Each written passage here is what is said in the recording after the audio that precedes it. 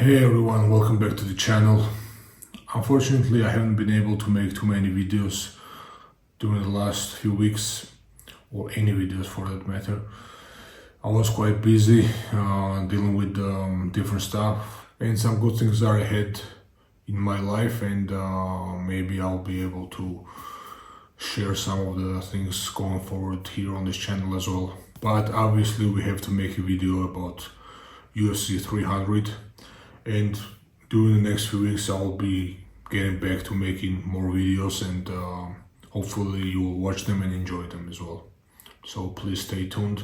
So today I'll break down mostly main event of UFC 300. I mean, the whole event is like a main event, but I'll stick to doing for now the main event breakdown. I briefly do want to touch on a couple of fights, which is Aljamain Sterling and Calvin Kattar. As we know, Aljamain Sterling is moving up in the higher weight class since losing the belt in bantamweight, and this is going to be a huge test for him, fighting against a veteran and high-level competitor like Calvin Kattar. And if he gets past Kattar, he might be one of the most interesting, on paper at least, title challengers for Ilia Topuria as well. So this is why I wanted to touch on this fight. I think it's a big if. I think it's a tough fight. I think it's a tough fight for Aljamain Sterling and for Calvin Kattar as well. But if he gets past Calvin, he will be propelled right into the title contention. Another fight I want to touch on is Jiri Prochazka versus Aleksandar Rakic. Battle of the Europeans, as they call it. I think this is going to be the fight to watch in order to make some conclusions about the main event, which will be coming up later. Obviously talking about the Alex Pereira defending the belt against Jamahal Hill. So I believe that if Prochazka will show his old form, and in this case I do expect him to beat Rakic, then I would definitely be more confident picking Alex Pereira in the main event. Okay, because Prochazka of old, even though he had some deficiencies defensively, but it was kind of part of his style as well, he was a hard man to beat. Okay, so to beat that man coming up from the weight class below, obviously he had one fight before that against Blachowicz, but still I think it puts Pereira above everyone else. Okay, now moving on to the main card. The first fight, okay, no matter what you want to call this fight and no matter how you feel about this fight, Nickal versus Cody Brundage. Obviously the massive favorite on paper and actual favorite is Nickal, and I do expect him to go in there and get the win by a finish of some type. Probably going to be a submission.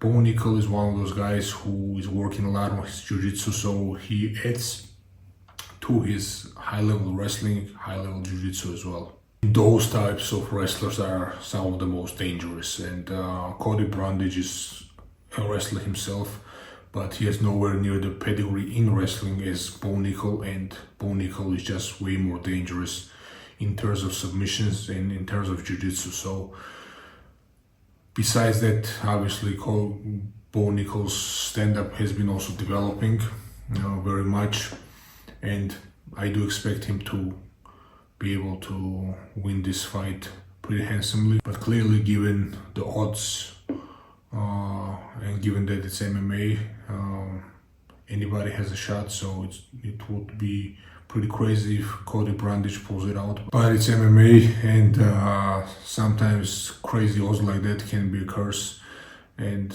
you never know. Okay, when the fists are flying and you are expected to win and there's all the pressure is basically on you, it can be a negative factor going into the fight. I have Nickal as a massive favorite to win that fight anyway. Okay, so the next fight, which could be a main event on many other cards, which is Oliveira versus Tsarukyan. This is a very interesting stylistic matchup. You have this wrestler going up against the guy who has great jiu-jitsu, great submissions, especially attacking jiu-jitsu, because obviously jiu-jitsu has many wrinkles to it and has many styles as well to it. And Oliveira is probably one of the best, if not the best of all time in terms of attacking jiu-jitsu style. Okay, his attacks are some of the best. Maybe his defense may not be the best, which is not bad obviously, but he has been finished by submissions. That's not something you can say about fighters like Damian Maia, for instance. But his offensive jiu-jitsu is probably one of the best, if not the best. Besides jiu-jitsu, we know that Oliveira has great striking as well, very well-rounded striker. He had some defensive deficiencies in striking as well, but same way in jiu-jitsu, his attacking prowess is just top-notch all around. His takedowns are pretty good as well, but in this fight, most likely his wrestling will be used to counter Arman Tsarukyan and maybe defend the takedowns, and also use it to jump into different types of attacks on the ground and to utilize to create scrambles and create opportunities in transitions to catch Arman. On the other side, we got Arman Tsarukyan, whose best attribute is obviously wrestling. His striking is also developing, and it has come along quite a bit, but his best work is done by takedowns and by damage on the ground and pound, control. He's not known very much for his submissions or jiu-jitsu, unlike, for instance, Islam Makhachev, which this fight is being compared to, and perhaps the favorite status to Arman Tsarukyan is being given to him because of the close fight he had against Islam Makhachev and Islam Makhachev's fight against Oliveira. But Tsarukyan is not a submission fighter. He's not a great grappler. He's a pretty great wrestler, but his grappling and his submission defense and his positional awareness is not that great comparing to other top grapplers like, for instance, Islam Makhachev, Oliveira, or even Khabib, obviously. So it's a different type of stylistic matchup that, if history is any proof, Oliveira has been able to do well against those styles by using his jiu-jitsu as a detractor, as a way to get up, as a way to counter, and maybe also get the job done on the feet. So basically, wherever Arman Tsarukyan goes, he will be going into the danger with Oliveira. On the other hand, Oliveira will have a big problem controlling or getting any type of pin on Arman Tsarukyan.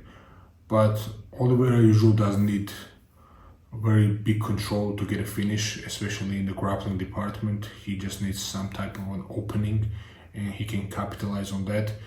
And I believe that on the ground, him entering into the legs will be a key. And usually, I believe that in this day and age, and if the no-gi game and no-gi jiu-jitsu is any proof, you need to be able to also create off-balancing and attacks off of the legs as well. Okay, maybe even if you don't get a leg lock, you need to be able to go under, get an inside position, or false sweep, or K-guard, or something like that, and make the person work, expose his back, or force him to disengage, which any of those steps may land you in a transition into submission, which is what Oliveira usually does. On the feet, Oliveira has the ability to finish pretty much anybody, but he can also get finished himself as well, which we have seen in the past. Get rocked on the feet and maybe finish on the ground by ground and pound. But again, that remains to be seen if Arman Tsarukyan is somebody who can capitalize on that. My huge concern with Oliveira is the fact that we don't know who shows up. Okay? If mentally and physically Oliveira is well, I would say that he should be the favorite in this fight stylistically. But Arman is hungry, very strong wrestler. He's determined, and this is why he may be able to beat Oliveira as well. If I had to lean a little bit with my brain, a little bit with my heart, I would lean towards Oliveira. But it's a very close fight, or is a close fight, and don't be surprised if Arman Tsarukyan gets the job done and catches Oliveira somewhere. It must be by strikes. Okay, another insanity of a fight, which will be, I declare here, will be a war, unless something crazy lands early on in the fight and somebody gets knocked out right away, which is always a possibility in MMA. But other than that, I don't see this being anything but a war, and nobody does that type of war better than Justin Gaethje. Okay, I have yet to see Justin Gaethje lose that type of war or badly get damaged in that type of war. He's been involved in many wars before, but when was the last time you have seen Justin Gaethje battered and his face bleeding, cuts, or something like that? Usually, if he loses, it's some type of a finish, a submission, or in the past a knockout. But usually in the long drawn out wars, he doesn't lose, especially lately. He's just on a different level. I think Max Holloway will be well prepared to give him a war, and it will be a close fight until a certain point. But I see Justin Gaethje over time, because of the weight difference. Maybe there will not be a huge weight difference, but because of him being used to fighting at a higher weight and fighting with bigger guys, I see Justin Gaethje doing more damage. And we also don't know when the mileage will pile up for Max Holloway. Maybe it has been piling up for a long time because he hasn't been a champion for quite a while. He has been in close fights. You could even argue that he won the second fight against Volk, but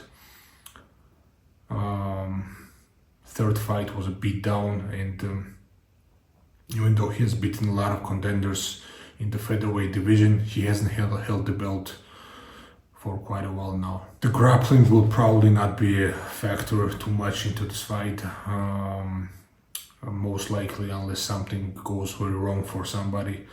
They will not initiate grappling too much, and even if they do, I think both guys are equipped well enough to deal with and neutralize the wrestling coming from the other side. So my pick is Justin Gaethje. I would say probably 70-30, but Max Holloway is a live underdog against anybody pretty much around that weight. Female strawweight championship of the world. Zhang Weili versus Xiaonan. This is a very interesting fight between two fighters from China, two females, and it's quite remarkable that two females from the same country, where MMA may not be as developed in, let's say, in the US, are fighting for the title. It's probably a huge deal in China, and a lot of people will probably be watching. On one side, Xiaonan she has good power in her hands, and she may be able to do a certain type of damage to Zhang Weili, but there's nothing that I have seen from Zhang Weili which makes me think that she cannot handle the power from Xiaonan, and she has been in many wars. She's very well experienced and she's very durable. Pretty much only time she was finished was against Rose Namajunas with a head kick, okay, well-timed head kick. And besides that, she has been in there with some killers and done really well and showed incredible durability. So I believe that the overall skill set and well-roundedness in all areas for Zhang Weili, she is the favorite, and I believe that she'll get the job done and win the fight. I'm pretty confident about the pick.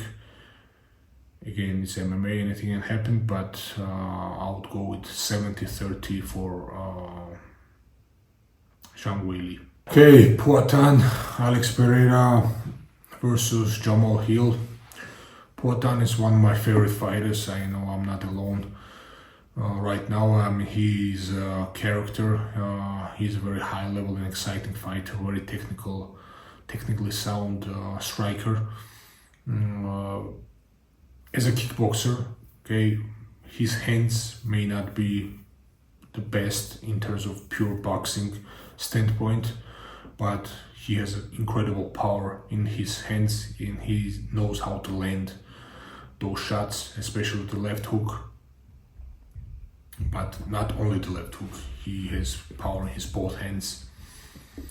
And on the other side, he's fighting Jamahal Hill, which is not as polished striker all around as Poatan is, but some may argue that Jamahal Hill's hands, from pure boxing standpoint and being from Grand Rapids, Michigan, which is one of the hotbeds of boxing and has been, that's where Floyd Mayweather is from as well. His hands, and not only because of that, but his hands may be a bit more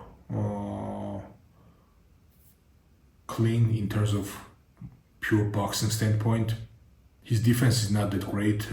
He takes shots. He took a lot of shots in his last fight against Glover Teixeira as well. And there's a lot of questions besides that as well. Okay, he tore his Achilles playing basketball, and he's coming off of, since the injury is like 9 months, and I think he's over a year since he's fought in general. So that definitely remains a question, especially going up against a guy like Alex Pereira, who has incredible leg kicks, low calf kicks, and he does it completely differently than most fighters, with no wind up, and he can land them quite at will. But there's always this danger that if you get too comfortable with kicking someone's leg, you can get countered over the top. And Alex is also hittable. We have seen that in the past. He has been knocked out, obviously by easy, knocked out clean, but it can be argued that his chin is better in the higher weight class because he has been able to take power from bigger opponents much better than in the middleweight. Even the first fight that Alex won against Israel Adesanya, he was rocked in the first fight, in the first round of the first fight. So those questions remain, especially against a striker like power puncher like Jamahal Hill. And this is why I think the most confident pick, if somebody was a betting man, is probably to pick the bet on a knockout. I don't see this fight going to a decision. It would be a huge shock, but anything can happen. I mean, the previous fight of Jamahal Hill versus Glover Teixeira went to distance, even though there was probably a fight which we would expect a knockout or a finish in. But I think I'm the most confident about there being a knockout and there not being a submission. I think in a long, drawn-out fight,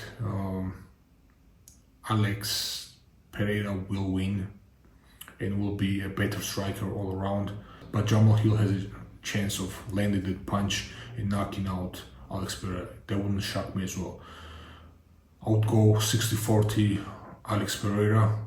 I'm also a fan of his, but I believe that all around he's he may be a better pick, but sweet dreams may cause some sweet dreams as well. Wouldn't be shocked by that at all. Thanks guys for tuning in. I hope you enjoyed the content. Please like, share and subscribe. As I said, I will try to push out more content, and I would much appreciate it if you supported me. Also, please let me know your thoughts in the comments. Maybe some of your picks, or also your opinions about the breakdown that I give. I think the most important is all around the breakdown or the fight rather than the pick, because MMA is very hard to pick because there's so many variables, there's so many things that can happen. You can be winning the fight for 5 rounds almost, and in the last minute of the last round you can get finished by submission, a freak accident, a knockout. So anything can happen. So the breakdown matters, the analysis matters. So let me know your thoughts about the analysis I just made. Thanks.